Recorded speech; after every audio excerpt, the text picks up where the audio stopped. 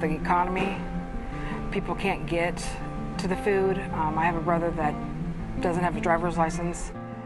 He can't, and he doesn't have a job. And I see a lot of situations where the jobs just aren't available, and what jobs are available are minimum wage jobs. And a lot of parents who worked in a lot of businesses for a long time, like for example cable fulfillment, once that's gone, if you don't have any other background education, you have to kind of start over. Those are really difficult people sometimes because they're so embarrassed about being there. It's really hard for them to all of a sudden not be able to provide food for their kids. My husband had a good paying job and now his job that he has doesn't pay near as good as what it did. And to go and beg when I was the one helping before, that hurts. Even both parents working 40 hours a week at a minimum wage job, trying to raise a couple of kids with a mortgage and a car payment and gas prices, food is going to be at the bottom of the list because food is something that, well, we'll get to that after we get everything else paid for. Parents not being able to work, a lot of businesses leaving, and then some of the businesses that are coming in are businesses that employ a lot of people. So then the unemployment rate is still pretty high.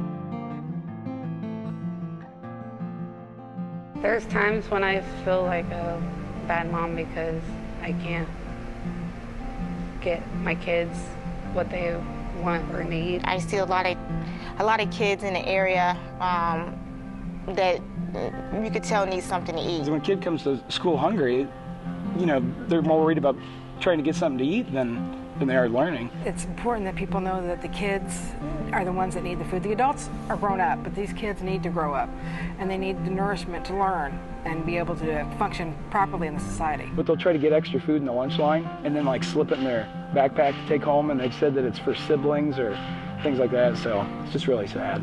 And there's plenty of younger people out there on the streets that don't have access to food. They can't get food stamps because they don't have a permanent address, or they don't have access to be able to go to the food pantries.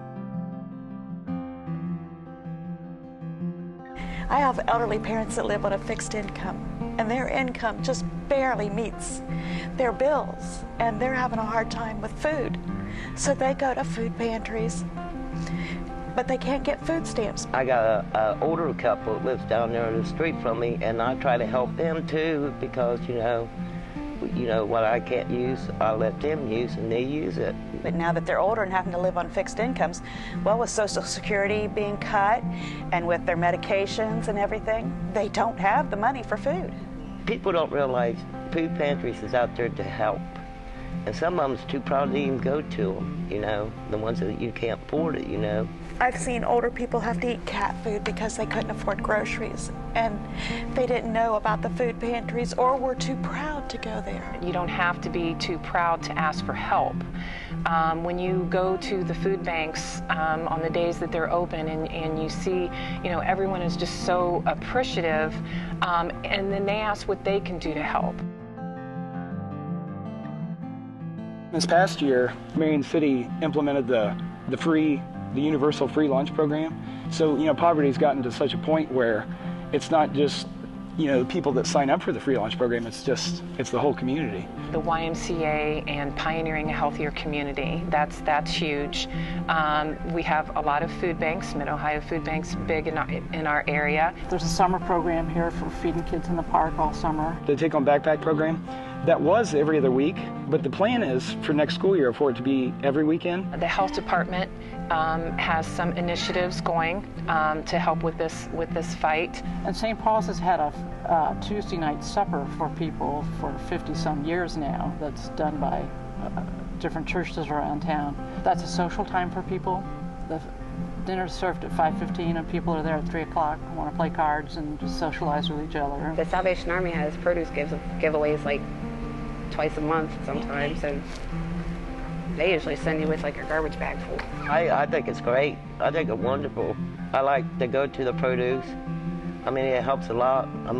My kids, they love vegetables. It was something that people gave kindly out of their pockets and was able to supply needs for other families, not just mine. So it was a great experience.